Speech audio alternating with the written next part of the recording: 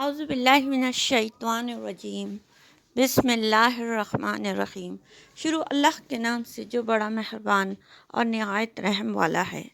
मैं हूँ आयशा अहमद और आप देख रहे हैं देसी किचन एक्सपर्ट।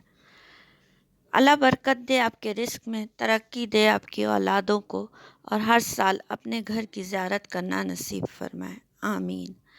आज हम बनाने जा रहे हैं लखनऊ की मज़ेदार निहारी। निहारी तो हर किसी को ही बेइंतहा पसंद होती है, लेकिन लखनऊ की जो स्टाइल है निहारी का, उसका तो कोई जवाब ही नहीं है। वही स्टाइल हम आपको सिखा रहे हैं।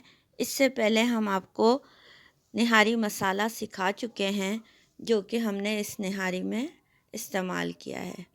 बहुत ही ज़्यादा स्पाइसी और बहुत ही ज़्यादा मज़ेदार बनने वाली ये निहारी, जिसको खाकर आपका दिल चाहेगा कि बार बार आपने ये खानी है। हम तो जब ये बनाते हैं तो इसे स्टोर करके रख देते हैं। अगर बच जाती है तो हम इसे स्टोर भी कर देते हैं, और ये जब नेक्स्ट टाइम भी आप इसे गर्म करके खाएं तो फिर बिल्कुल वैसे ही लगती है जैसे कि आपने फ्रेश ली है, यानी फ्रेश बनाई है। तो इसके लिए आपने क्या करना है, बोंग का गोश्त लेना है। मटन या बीफ आप कुछ भी ले सकते हैं। तो हमने बोंग का मटन लिया है। ये देखें, इस तरह का होता है, बोंग का गोश्त कहलाता है। ये रान के हिस्से में से निकलता है और इसे अच्छी तरह से हमने धो लिया है। एक देगचे में हमने ऑयल गरम कर लिया और ऑयल गरम करने के बाद हमने इसमें गोश्त को ऐड कर दिया। साथ ही हमने इसमें अदरक लहसुन भी ऐड कर देना है।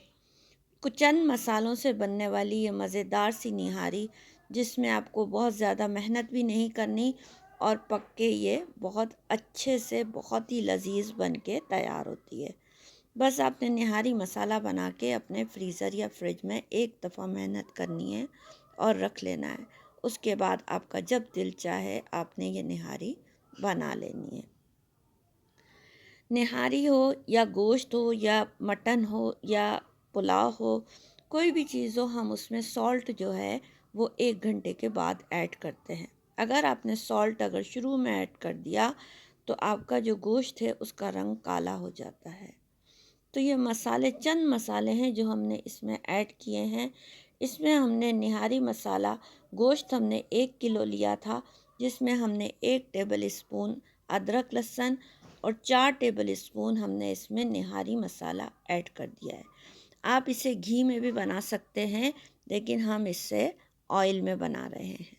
नमक इसमें हम 2 टीस्पून के लगभग ऐड करेंगे, और हमने इसमें जो लाल मिर्ची पाउडर है वो 2 टेबल स्पून ऐड कर दिया।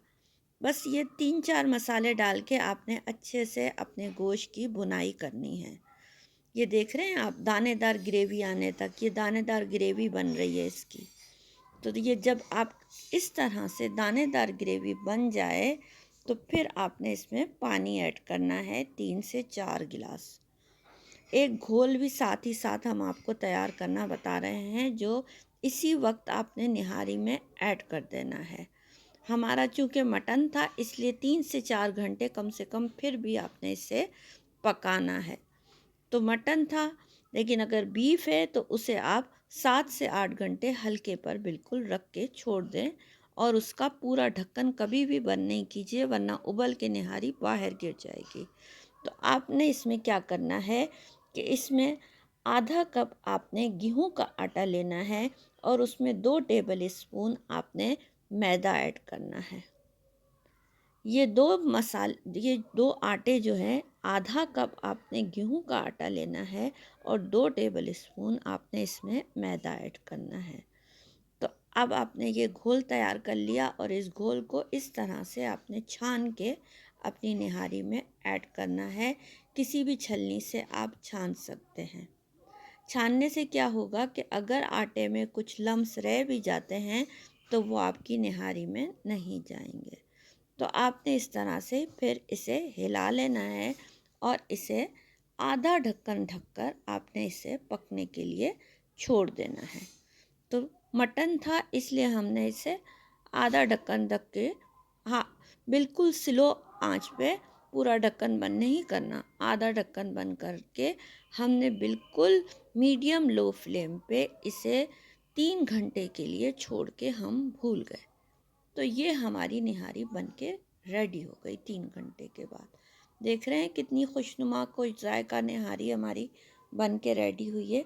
अगर आप आखिर में बघार देना चाहते हैं तो इसमें थोड़ा सा घी गरम कीजिए या तेल गरम कीजिए, उसमें आपने थोड़ी सी लाल प्याज डालनी है और थोड़ा सा जो निहारी मसाला है ना, उसका तड़का डाल के आपने ऊपर से डाल देना है।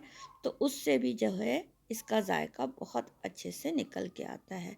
अदरक भी आप इसमें कतर के डाल सकते हैं, लेकिन हमारे यहाँ ये सब आम चीज़ें पसंद नहीं की जाती, इसलिए हम इसे ऐड नहीं करते।